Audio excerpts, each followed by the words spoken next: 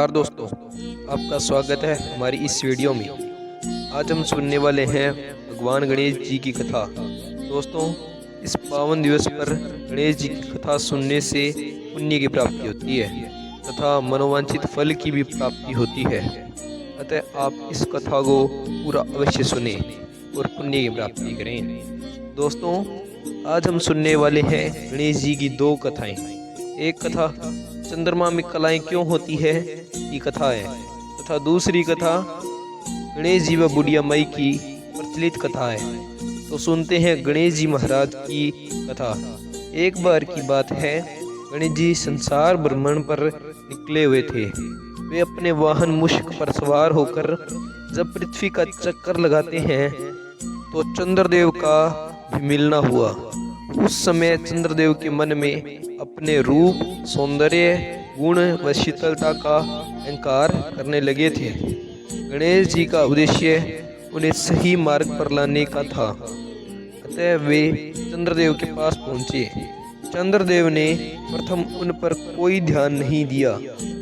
फिर उन्होंने गणेश जी के अपमान के उद्देश्य से उन्हें उनके वाहन के लिए कुछ कहा कि जिस चूहे का सारा जगत तिरस्कार करता है, उस चूहे को तुम अपना वाहन बनाए हुए हो।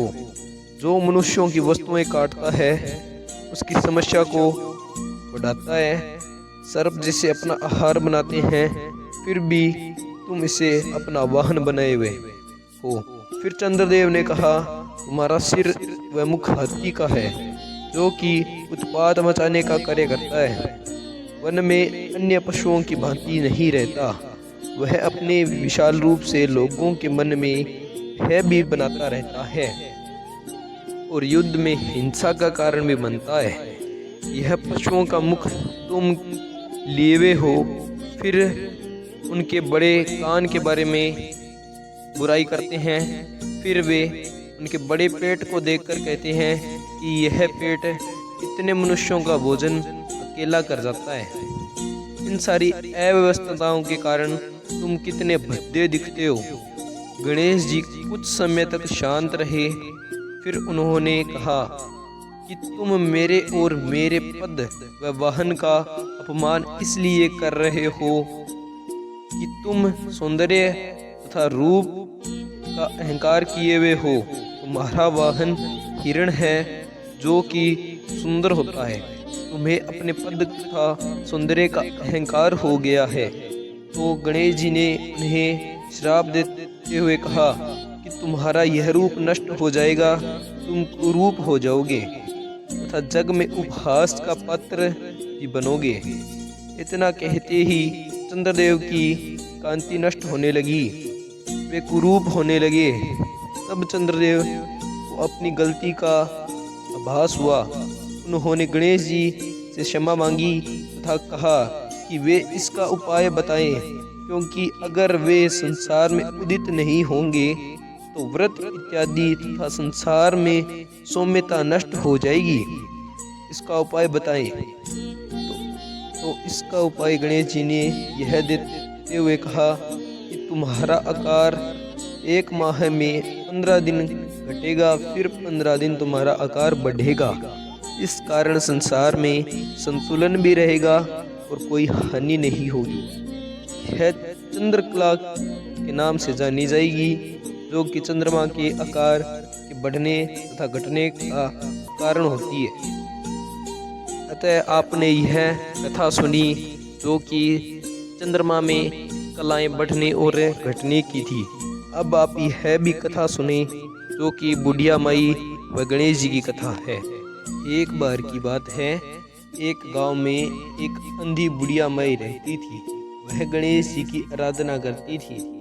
एक दिन उसने खीर बनाई गणेश जी का भोग लगाने के लिए। उसकी बहू ने थोड़ी खीर एक बर्तन में निकाल ली तथा उस बर्तन से खीर खाने लगी तो कुछ खीर नीचे धरती पर गिर गई। बाद में बुढ़िया माई ने गणेश जी का भोग लगाने के लिए खीर ली और गणेश जी को भोग लगाने लगी। तब गणेश जी प्रकट होकर बुढ़िया माई से कहते हैं कि हे बुढ़िया माई, मैं तुमसे बहुत प्रसन्न हूँ, मांगो बुढ़िया माई, मैं क्या चाहिए। बुढ़िया माई ने कहा, वह पहले आपका भोग लगा ले, फिर कुछ सोचेगी व मांगेगी। तो गणेश जी ने कहा कि वह भोग तो न लगा पाएंगे, क्योंकि इस खीर का भोग उनकी बहू ने पहले ही लगा दिया है। क्योंकि जब उसकी बहू खीर खाने के लिए खीर ले रही थी, तब कुछ खीर नीचे गिर गई और वह खीर मेरे भोग के रूप में लग गई।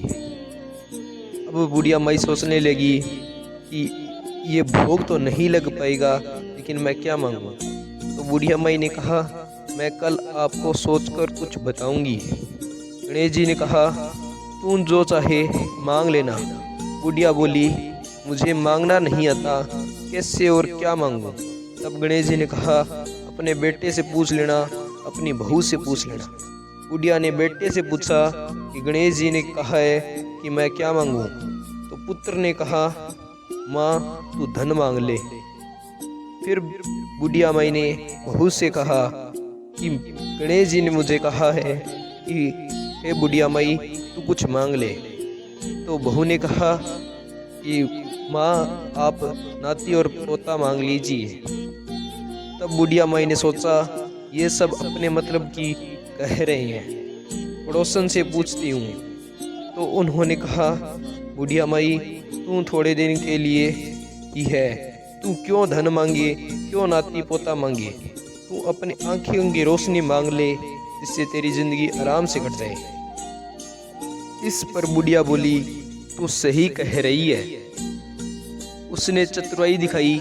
गणेश जी से अगले दिन जब प्रकट हुए तो कहा, मुझे धन दो, नाती पोता दो, अमर सुहाग दो, दोनों आंखें व निरोगी काया दो। इस प्रकार बुढ़िया माई ने गणेश जी से मांगा। गणेश जी ने कहा, बुढ़िया माई तूने तो मुझे ठग लिया। गणेश जी ने वह सब कुछ बुढ़िया माई को बड़ी खुशी से दिया और चले गए। जैसा फल गणेश जी ने बुढ़िया माई को दिया, वैसा ही फल सभी को दें। तो बड़ी प्रेम भाव से बोलिए, ओम गणेशाय नमः, और कमेंट में भी लिखें। दोस्तों, हमारे इस चैनल आध्यात्मिक व्रत कथा को सब्सक्राइब करें, ताकि ऐसी कथाएं सुनने को आपको मिलती रहे। धन्यवाद।